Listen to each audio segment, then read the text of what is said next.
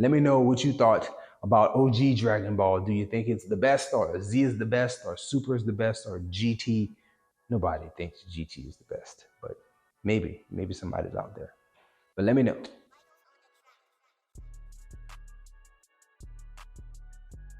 What's good, good people? Welcome to Whole Views. Thank you for clicking that thumbnail. Today we're doing a series review for OG Dragon Ball. Now, before getting too deep into the video, I need to give you my background on Dragon Ball. So first, you need to understand that it is my favorite anime of all time. Now, I will admit, it is not the best anime of all time, but it is my personal favorite.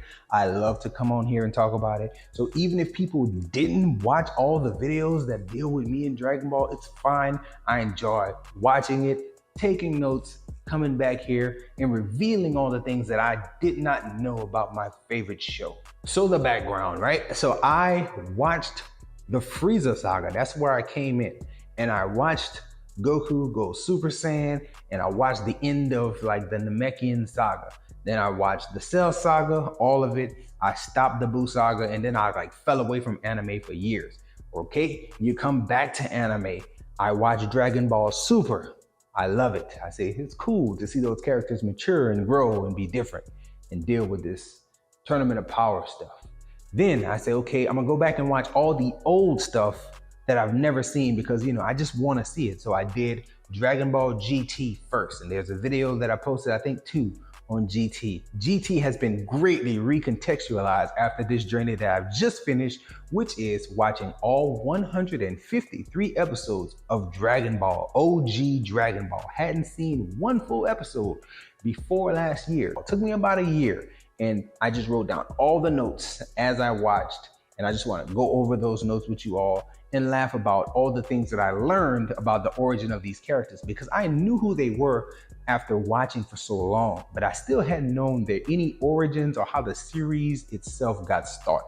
So let's jump into the beginning of like my journey and my original thoughts, because that's all I have for you guys, just a bunch of thoughts. So inside the first few episodes, I wrote down that there's no way that this was intended to be for kids. That was my first thought, because about 20, 30 episodes, there's multiple instances of just like adult behavior from the characters. We all know that Roshi is a horny old man, and that's fine. He's fine.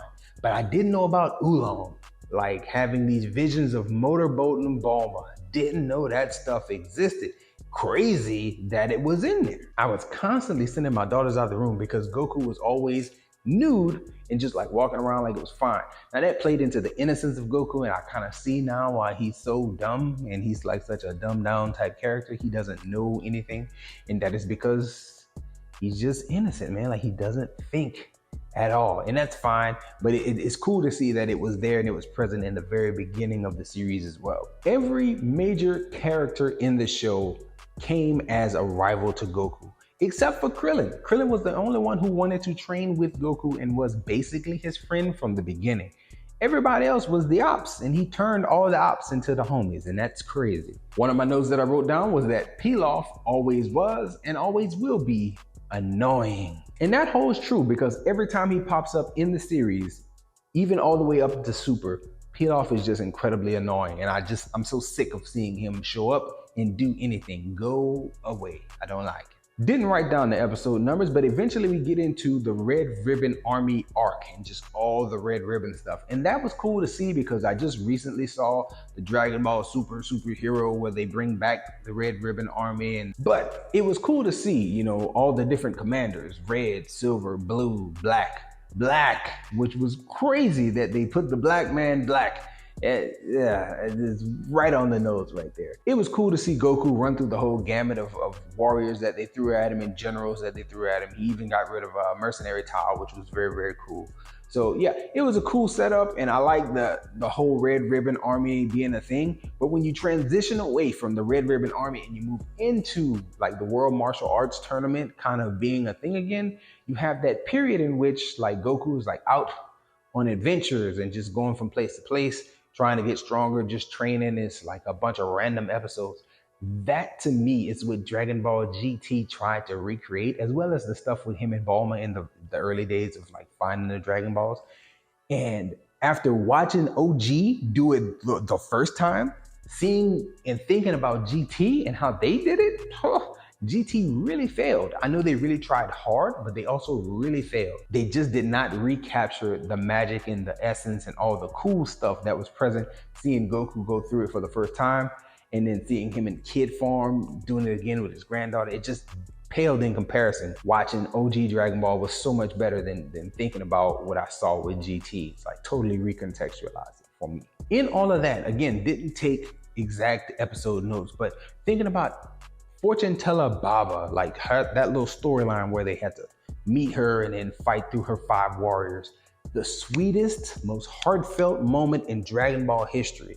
And there's nothing after I think about all I saw in GT, all that I've seen in Super, the movies, all that stuff. Nothing is sweeter and more heartwarming than when Goku meets Grandpa Gohan and like they go through the little fight. It was a very, very tender moment when you get to see Goku be vulnerable in a way that you never really see him be vulnerable like that again throughout any of the series. It's impressive, man. I know when I watched it, my daughters were present and it's like, well, what's wrong? And I had to explain, the history of things. And they were like, that's cool that he gets to see his grandpa even after he passed away. It's like, yes, that was a very nice moment. Very nice moment. Everybody present who's just paying attention could tell like, yo, this is tender, this is nice, this is good. And it was. Best moment of the series. Getting into the characters again with origins, right? So I never knew where Tien came from. I never knew why he had 3 eyes. I always wanted to know, like, did they give any backstory as to why he got 3 eyes? Do they tell us what is Chaozu? Because we don't know what Chaozu is. He's just there. He's emotionless and he's always present with Tien, but there's no explanation for him, right? Tien actually has one of my favorite moments in Z, which I'm watching Z right now, and I'm moving forward pretty quickly with that. And he held off Imperfect Cell, and I was like, Tien was always a favorite, but where does he come from? Now I get to see in OG Dragon Ball, he was the ops. Tien was a murderer. Tien was like a little assassin, a creep. I never knew this about him. His fights in the World Martial Arts Tournament, very good stuff. Very good stuff. And I'm glad to see that there is an Earthling that's actually a serious, well-trained, hard-fighting character, because Yamcha also has his origins in this. And Yamcha was portrayed as a bandit in the first, let's say, 20 episodes. And you quickly can see that Yamcha is not that guy and will never be that guy, because every time a new arc starts, Yamcha dies or he gets beaten or, hurt in a way that's incomprehensible and looks like it could only happen to his character. Even with Krillin present, Yamcha is the one that just seems like the odd man out. He's never going to be the threat that he's shown to be in the very beginnings of the series. Krillin being a character here also, you get to see the most important thing that Krillin does in Dragon Ball, and he also does it in Z, I think twice. And the most important thing that Krillin does is die. He always dies.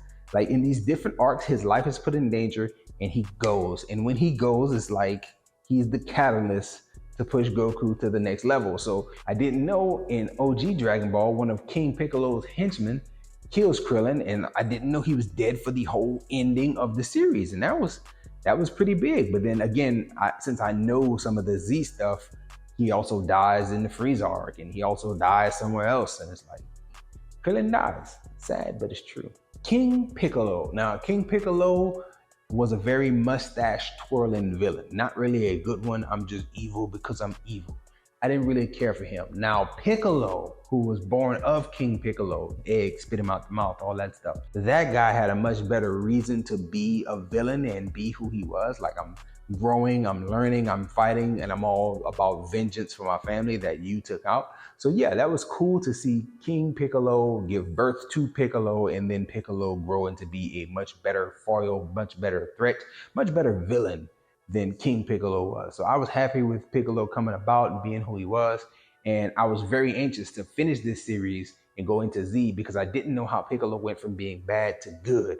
But I'll talk about that in separate videos. The reason why I was talking about wanting to wrap up the series is because the way this series, OG Dragon Ball, is wrapped up is kind of messy to me. So you end with Goku beating Piccolo in the World Martial Arts Tournament. He finally wins after what, 3 attempts, and you have the story wrap up with him sparing Piccolo. Now, if you want to do it right, you have Goku marry Chi-Chi and, end of the story. Like one more episode, wrap everything up. They had like 6 more episodes of chasing down a Banjo Fan and saving a wedding dress for Chi-Chi and saving the Ox King and just all kind of like weird stuff toward the end. I did not like how that went. I've also heard rumblings, because I like to research a bit before I get in here and talk, but I heard that the writer of Dragon Ball Z had no plans of making Goku a Saiyan or an alien, and then Piccolo being the Namekian and all this other stuff. It was all like things that they did toward the end of the Dragon Ball run, and like Goku was just supposed to be a boy with a tail and a strange young boy. I don't know about that. There's several different little hints that I feel like I saw throughout the series. It's like, no, they're kind of pointing towards Goku not being normal because he's doing things that normal people cannot do. Even the strongest normal people cannot advance and do the things that Goku is doing. So I kind of believe that they had an idea of where they wanted to go at some point once they knew they had success. Maybe they started out as him just a boy, but they left themselves enough wiggle room to really flesh out a good story like they did with Dragon Ball Z. So in the future, there will be more Dragon Ball content, me going back watching the old stuff. I'm currently watching Dragon Ball Z right now, the episodes that I've never seen. I'm not doing Kai, I'm watching every episode, right? So no skipping anything. We're watching all the filler, and I'm really enjoying seeing how we went from evil Piccolo to good Piccolo, and just some of the stuff in Z is wild. And it also proves to me that Z is the peak version of Dragon Ball. So we'll talk about that more in that video that'll come months down the line. So subscribe to the channel if you like the Dragon Ball talks. I enjoy doing them. That's all I have for this one though. Enjoy yourself, guard your heart, and go watch something good.